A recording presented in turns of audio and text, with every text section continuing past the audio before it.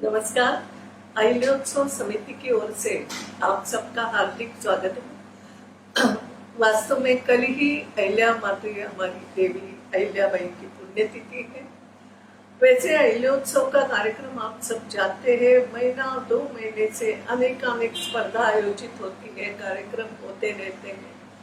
लेकिन इस बार मुझे लगता है सबके जीवन में कोरोना ये एकमात्र कार्यक्रम बचा है, ऐसा हो गया है और ये बाकी के कार्यक्रम हम नहीं कर पाए। फिर भी हमने कोशिश की है कि कुछ कार्यक्रम ऐसे वेबिनार के द्वारा या लाइव टेलीकास्ट करके या कुछ कार्यक्रम हम करें। मगर आज जो कार्यक्रम हम आपके सामने उसी में से एक संदर्भित है कि आज हम चाहेंगे कि श्री संजय सोनवणी एक बहुत अच्छे लेखक है, साहित्यिक है, मगर मैं कहूँ केवल लेखक साहित्यिक इतना ही नहीं, मूलतः जलगांव के हैं। लेकिन जलगांव के हैं इसलिए मैं ये नहीं कहूंगी कि मराठी साहित्य में उनका अनुभव है। मराठी साहित्य तो उन्होंने बहुत लिखा है, बहुत सारी सामाजिक ऐतिहासिक ऐसी किताबें उन्होंने लिखी, मगर उनकी किताबों का, उनके काव्य संग्रहों का एक प्रकार से अंग्रेजी में अनुवाद भी हुआ है। अंग्रेजी भी किताबें कहीं ना कहीं उन्होंने बहुत सारी निर्मित की है। एक सिद्धहस्त लेखक कह सकते हैं, उनके अपने विचार है, उनका अपना अभ्यास है। मगर इस व्यक्ति ने अपनी पोस्ट ग्रेजुएशन एमकॉम करने के बाद एक प्रकार से नक्सलाइट एरिया उस क्षेत्र में भी कुछ साल काम किया है। वहां कुछ उन्होंने धातु की भुट्टी उस पर संशोधन करके एक कारखाना चलाया था, तो वो भी किया है। मगर साहित्य में उनकी शुरू से रुचि, 11 साल की उम्र में उन्होंने एक नाटक लिखा था पुतुरिया ऐसा कुछ, और तब से वो अलग अलग विभिन्न विधाओं में लिखते रहे हैं। उनकी कविता जो है, पहला कविता संग्रह प्रवासी, ये उनका जो शुरू हो गया, तब से उनका साहित्यिक प्रवास हम कह सकते हैं प्रारंभ हो चुका है।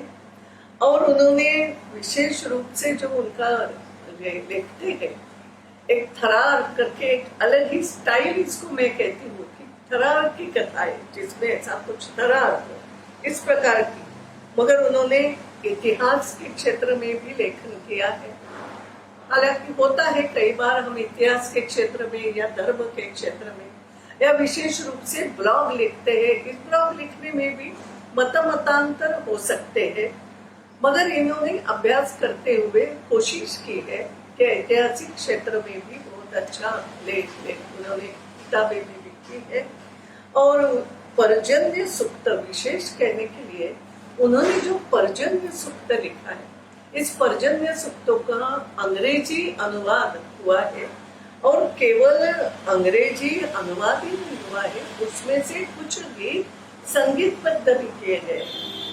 तो इस प्रकार का ये लेखक है जिसने विविध क्षेत्र में, लेखन के क्षेत्र में, साहित्य के क्षेत्र में, इतिहास के क्षेत्र में, या हम ये कहें कि हमारी जीवन पद्धति का अनुभव किया, वैज्ञानिक दृष्टि से कुछ अभ्यास करके उसमें भी उनका लेखन किया हुआ है, और बाल साहित्य का भी निर्माण किया। तो एक प्रकार से लगता ऐसा है कि लिखने के लिए ही उनका जन्म, अच्छे वक्ता भी है। और आज ये ऐसे वक्ता संजय सोनवणी ये हमें प्राप्त हुए हैं, जलगांव से है। और अहिल्याोत्सव के अंतर्गत आज उनका व्याख्यान हमने यहाँ पर रखा, प्रस्तुत किया है। कल अपना अहिल्याोत्सव है, कल सुबह से अहिल्या माता के हम दर्शन करेंगे, कार्यक्रम होंगे ही। कार्यक्रम बहुत छोटे करने की कोशिश है, क्योंकि बड़ा सभी लोग हम इकट्ठे नहीं हो पाएंगे। मगर आप अपने यहाँ हम कोशिश करेंगे कि घर बैठे अहिल्याोत्सव का कार्यक्रम आप देख सके, ऐसी भी कोशिश अहिल्याोत्सव समिति करेगी। मैं फिर एक बार अहिल्याोत्सव समिति की ओर से श्री संजीव सोनवणी इनका स्वागत करती हूँ। और उनका जो कथन है, वो कथन अब हम आपके सामने रखेंगे। वो उनका अपना कथन है, उनकी अपनी भावना है। और ऐसे संजय सोनवणी जो सिद्धहस्त लेखक है, अनेक क्षेत्र में उन्होंने लिखा भी है, ऐसे व्यक्ति का आज हम अहिल्याोत्सव समिति की ओर से संबोधित करती हूँ।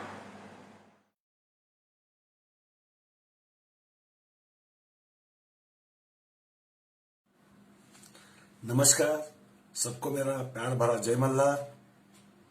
अभी श्री अहिल्यादेवी समिति इंदौर द्वारा आयोजित पुण्य स्मरण महोत्सव जो अहिल्या देवी जी का है, उस महोत्सव का प्रारंभ हुआ है।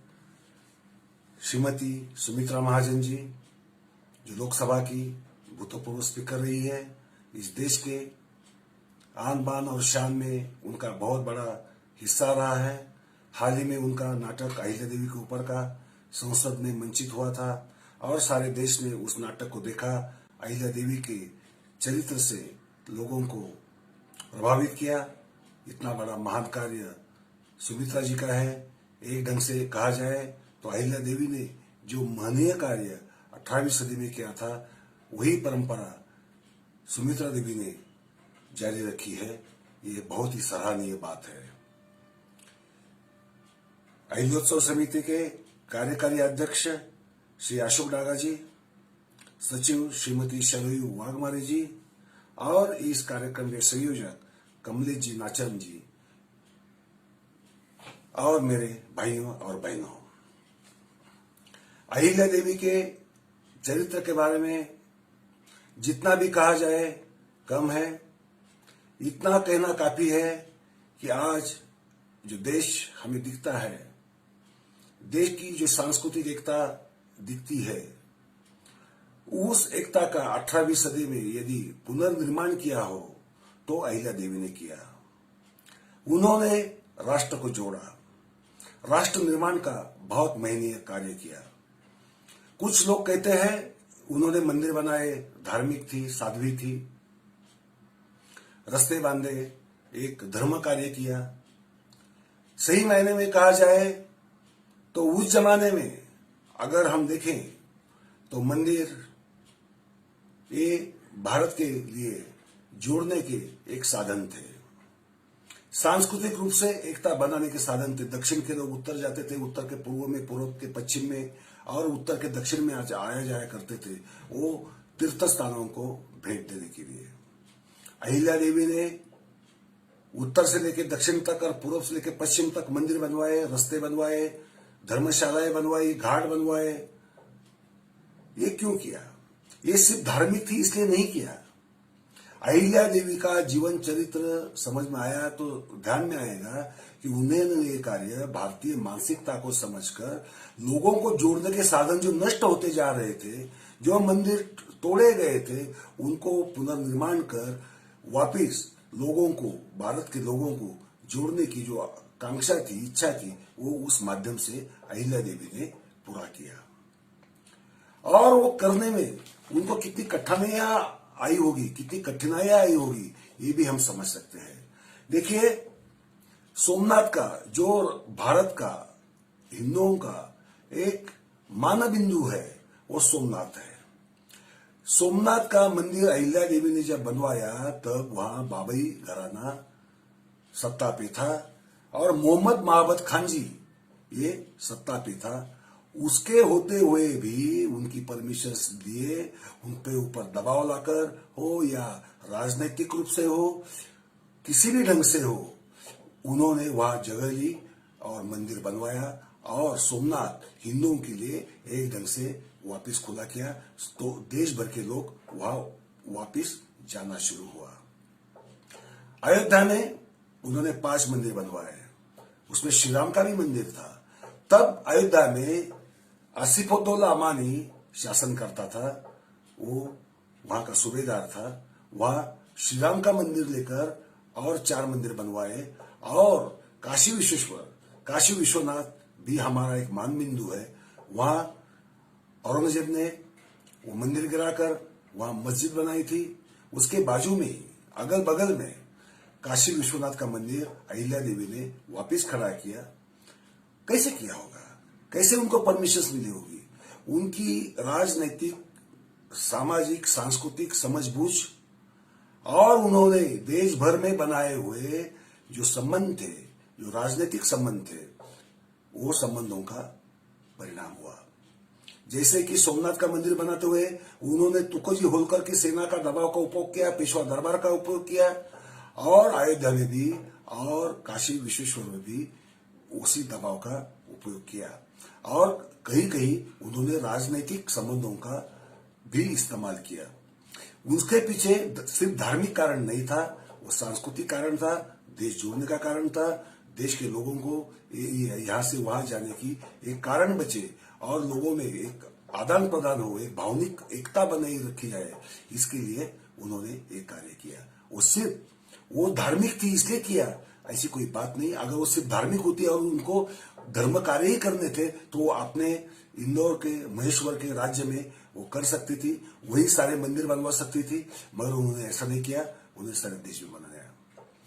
मैसूर हो, रामेश्वरम हो, मैसूर में तो टीपू सुल्तान का राज था, मगर टीपू सुल्तान को अहिल्या देवी ने, जो मैसूरी सिल्क आज बहुत प्रसिद्ध है, जब टीपू सुल्तान को मैसूर को इंडस्ट्रियल सिटी बनाने का ख्याल आया तो उन्होंने अहिल्या देवी से मदद मांगी, और अहिल्या देवी तो औद्योगिक महिला तो थी, वो सिर्फ धार्मिक महिला नहीं थी। हमारे सामने उनका बहुत आधा अधूरा रूप रखा जाता है कभी कभी, मगर उन्होंने इंदौर के राज को, महेश्वर के राज को एक औद्योगिक राज्य में भी प्रवर्तित किया था, और साड़ियों के लिए महेश्वर तो प्रसिद्ध उन्होंने किया। उन्होंने देश भर से कारागिर लाए, उसे एक उत्पादन केंद्र बनाया, उनके लिए उन्हें बसाया, कारागिरों को बसाया, उन्हें व्यवसाय की सुविधाएं दी, और वैसे ही कारागिर उन्होंने भेजे मैसूर को, और मैसूर को भी एक औद्योगिक शहर बनाने में बहुत बड़ा योगदान दिया। तो अहिल्या देवी ने जो संबंध जो पूरे देश में, फिर राजा हिंदू हो या मुसलमान हो, अहिल्या देवी सबके लिए देवी थी। टीपू सुल्तान अहिल्या देवी को फिलोसॉफर क्वीन यानी तत्वज्ञ महारानी कहा करता था, ये हमें भूलना नहीं चाहिए। बहुत बड़ा सम्मान उन्हें वो मिलता था। वो सिर्फ वो साध्वी थी, धार्मिक थी, इसलिए नहीं मिल रहा था, ये हमने ध्यान में रखना चाहिए। अहिल्या देवी के बारे में जब हम बात करते हैं तो और एक बात ध्यान में, सारी महिलाओं ने इस देश की, खासकर क्योंकि इस देश की महिलाओं का कोई आदर्श हो सकती है, वो सिर्फ और सिर्फ अहिल्या देवी है। अहिल्या देवी इस देश की एकमात्र शासिका है, ध्यान में रखिए, एकमात्र शासिका है जिन्होंने नए कानून बनाए। कानून क्या बनाया था? पहला कानून उन्होंने क्या बनाया? भारत में जो पुत्रहीन विधवाएं होती थी, पुत्रहीन विधवाओं की जो संपत्ति है वो सरकार जब्त कर लेती थी, और वो महिला के हाथ में, विधवा के हाथ में कोई अधिकार नहीं बचता था। जब अहिल्या देवी को पता चला कि ऐसा होता है तो उन्होंने नया कानून बनाया। वो कानून ऐसा बनाया कि कोई भी विधवा निपुत्र भी हो, पुत्रहीन भी हो, वो दत्तक ले सकती है, किसी को भी गोद ले सकती है, वो उसका अधिकार है, उस पर कोई रोक लगा नहीं सकता। और वो संपत्ति का क्या करना है ये तय करने का अधिकार उस महिला का होगा, और ऐसा कानून उन्होंने बनाया। ऐसा कानून बनाने वाली वो देश की एकमात्र शासिका है। किसी ने ऐसा कानून बनाया नहीं था। महिलाओं को एक ढंग से मुक्ति की सांस मिली, वो अहिल्या देवी की वजह से। दूसरी बात ध्यान में रखना चाहिए, हम किसी से लेते हैं तो देना भी चाहिए। हम किसी का रोजी छीनते हैं तो उसे रोजी का दूसरा साधन देना चाहिए। ये भी जानने वाली, समाज के बारे में, समाज के प्रति सबसे बड़ी आस्था रखने वाली थी अहिल्या देवी। जब आदिवासी भील यात्री जाते थे मालवा से होकर, तो उन्हें वो लूटते थे, क्योंकि उनके पास कमाने का कोई साधन ही नहीं था। अहिल्या देवी महारानी थी, वो उन्हें पकड़कर सजा दे सकती थी, सूली लटका सकती थी, फांसी दे सकती थी। मगर जब अहिल्या देवी के ध्यान में आया कि ये चोरी डकैती क्यों करते हैं, तो अहिल्या देवी ने उन्हें साधन दिया, उन्हें जमीनें दी, और यात्रियों के सुरक्षा का काम भी उन्हीं के ऊपर सौंपा, और ये सुरक्षा देने के बदले में उनसे कुछ पैसे लेने की भी अनुमति दे दी। इसलिए क्या हो गया, भिल्लों को काम मिल गया, रोजी मिल गई, तो उन्हें डकैती करने की जरूरत नहीं पड़ी। ऐसा महान विचार रखने वाली, मानवतावादी ख्याल रखकर शासन करने वाली ह्यूमैनिटेरियन रूलर दुनिया में बहुत ही कम हुई है, बहुत ही कम। उसमें अगर सर्वश्रेष्ठ कोई होगी तो वो है अहिल्या देवी। ये हमें ध्यान में रखना चाहिए। दूसरी बात, आज की महिलाओं को प्रेरणा पाश्चात्य देशों से चाहिए।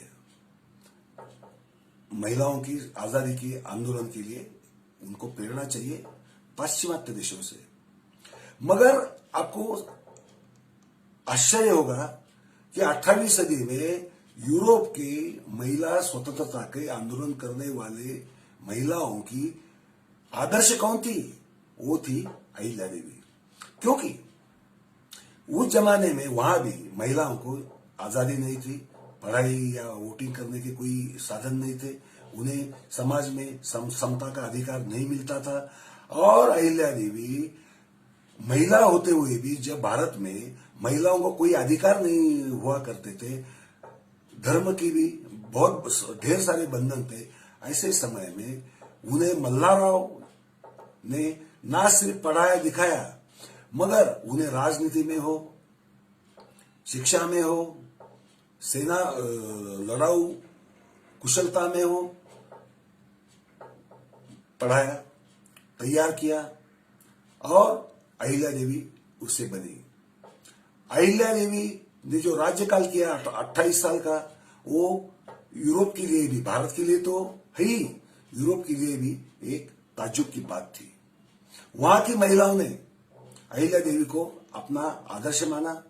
ज्वाना बेली जैसी कवित्री ने भारत की ऐसी एकमात्र महिला हो या पुरुष हो, एकमात्र शासक या शासिका है जिसके ऊपर खंड काव्य लिखा गया। ज्वाना बेली ने अहिल्या देवी के ऊपर काव्य लिखा और वो काव्य एकमात्र ऐसा काव्य है जो भारत की किसी महिला पर या आदमी पर लिखा गया हो। एकमात्र महिला अहिल्या देवी बनी। इसका कारण वही था उनकी महानता जो दूर यूरोप तक जाकर पहुंची। मगर हमारे देश में दुर्भाग्य से उन्हें सिर्फ एक साध्वी है, धर्मवादी है, ऐसा उनको माना गया और उनको हाथ में शिवपिंड देकर उन्हें एक देवालय में बिठाने की कोशिश की गई। मगर हमने ये बातें उनके बारे में ध्यान में रखनी चाहिए। अहिल्या देवी सिर्फ वो बहुत स्वभाव से शांत थी, बहुत ही राजनीतिज्ञ थी। पेशवे दरबार में उनकी बहुत बड़ी वैल्यू थी। नाना फडणवीस जब अहिल्या देवी ने अपने शासनकाल में एक ही युद्ध किया, रामपुरा के शासक से, जमींदार से, जो एक महिला अभी शासन पे बैठी है तो उसको हम कर क्यों दे, उनको हम रैंसम क्यों दे, ये समझ के वो जरा थोड़ा आपे से बाहर हो गया था, काबू से बाहर हो गया था। अहिल्या देवी ने उसको पहले समझाने की कोशिश की, लड़ाई की, उसको जीता, उसको लड़ाई में मार गिराया। उनके पास ज्वाला नाम की तोप थी, उस तोप से उन्होंने उसका जो शहर था वो ध्वस्त तहस नहस कर दिया और उसे काबू में लाया, फिर मार गिराया।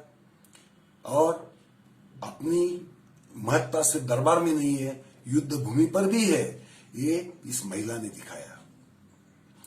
वो भाला चलाने में बहुत माहिर थी। उनकी वो खुद तो हुई, उन्होंने महिलाओं को लड़ने को सिखाया, उनको शिक्षा दी शस्त्र चलाने की, और ऐसी 500 महिलाओं का एक दल गठित किया।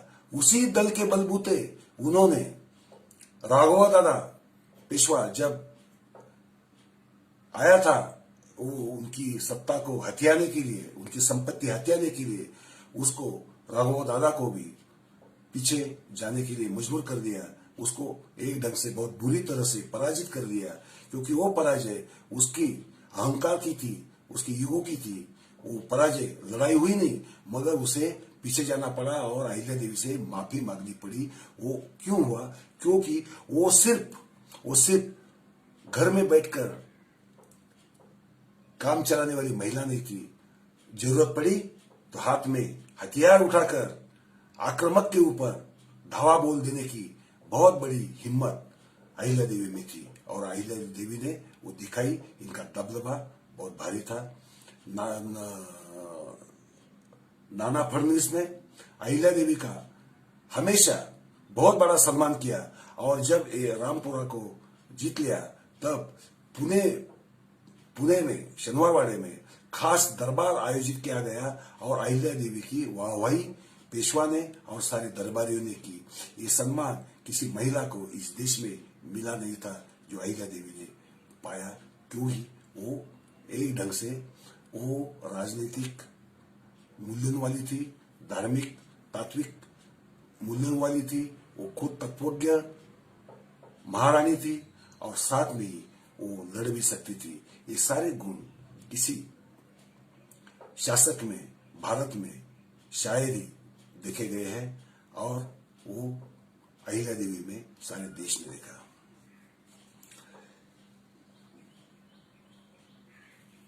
अहिल्या देवी ने सबसे बड़ा अगर काम किया हो तो एक बहुत आदर्श रखा भाई इस देश के सामने। देश की एकता क्या होती है ये उन्होंने मंदिर रास्ते बांधकर तो दिखाई दिया। साथ ही में उनके जीवन में इतने सारे दुख के प्रसंग आए। उनके पति खंडेराव कुम्हेरी के लड़ाई में मारे गए। वो तो सती चली जाती, मगर मल्हारराव जैसे ससुर थे, ऐसे महान व्यक्तित्व वो भी शायद ही होते थे। ऐसे महान ससुर और ऐसी स्नुषा देखने को नहीं मिलेंगी। वो आदर्श है सबके लिए, आज भी आदर्श है। मल्हारराव के आकांत ने अहिल्या को रोका।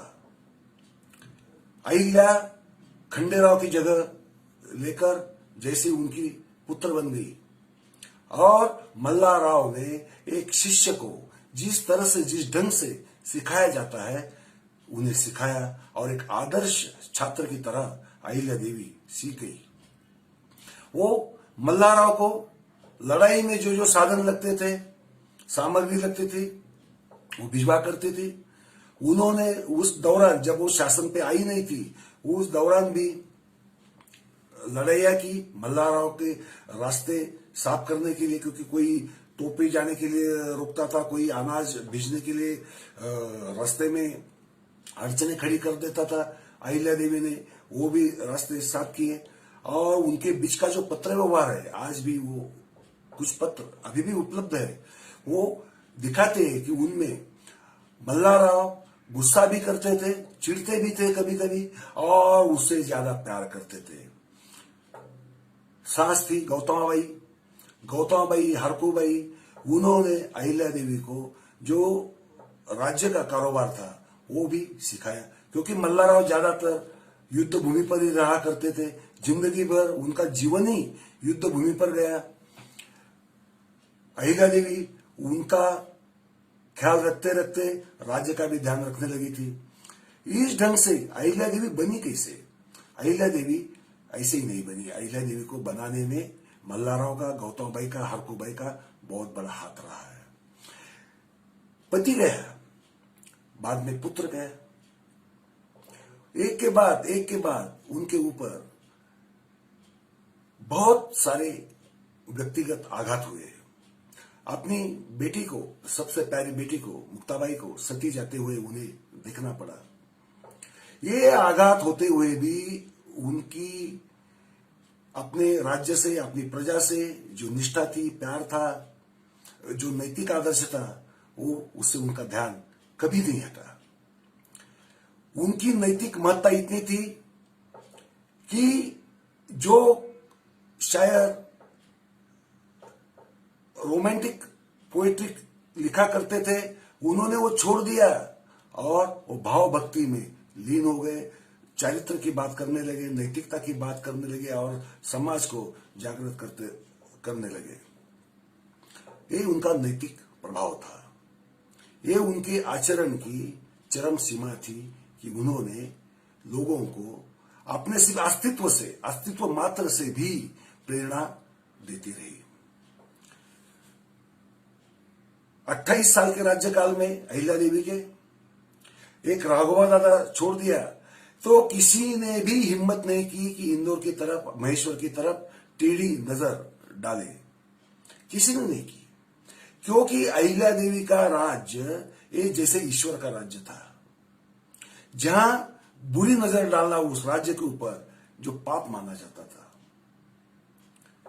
ये जो महानता है और साथ ही में वीरता है, क्योंकि लोगों को यह भी पता था कि अगर कोई कुदृष्टि डालेगा तो अहिल्या देवी वो दृष्टि को फोड़ देगी, तोड़ देगी, वो रखेगी नहीं, क्योंकि वो शांत है। उतनी अगर वो भड़क गई तो वो मैदान में हथियार उठाकर आ सकती है और उसका सामना करना इतना आसान नहीं है। अहिल्या देवी का जीवन दुख से भरा रहा, व्यक्तिगत जीवन, मगर उन्होंने व्यक्तिगत जीवन में दुख है इसलिए प्रजा के साथ दुर्व्यवहार करो, दुष्प्रभाव डालो, ऐसा कभी नहीं किया। उल्टे प्रजा से ज्यादा प्यार उन्होंने किया। अहिल्या देवी के राज्य में लोग सुखी थे। ज्वाना बेली कहती है कि वो जैसे ब्रह्मा का राज्य था, जहां प्रजा ऐसी इस तरह से जी रही है जैसे स्वर्ग में जी रही हो। इतना सुख था, किसी को अपनी संपत्ति का प्रदर्शन करने का डर नहीं लगता था, क्योंकि वो जमाना ही लुटेरों का था। उस जमाने में कोई भी अमीर आदमी अगर हो तो उसको अमेरिका प्रदर्शन करने को डर लगता था, क्योंकि वो करने को जाए तो उसके ऊपर डाका पड़ता था, या तो सरकार का पड़ता था या किसी डाकू का पड़ता था। ऐसे हालातों में इस ढंग का राज्य चलाना और अपने कर्मचारियों से अच्छा काम करा के लेना बहुत मुश्किल था। इसका मतलब ये नहीं कि उनके सारे कर्मचारी अच्छे ही थे। उनका दीवान चंद्रचूड़, उन्हें पसंद ही नहीं था कि कोई महिला शासक बने, क्योंकि धर्मशास्त्र नहीं मानता था ना कोई महिला शासन करे, और वो भी विधवा। इसलिए उनके विरोधक, वो धार्मिक होते हुए भी कोई धर्म के ठेकेदार उनके विरोधक बने हुए थे। राघवा दादा को भी बुलाया गया, उसको लालच दी गई, वो भी इसीलिए क्योंकि एक महिला है, उसको शासन करने का कोई अधिकार नहीं है, तो वो क्यों शासन करे। इस ढंग से राघवा दादा को भी बहकाया गया था। ये इतिहास हम सब जानते हैं।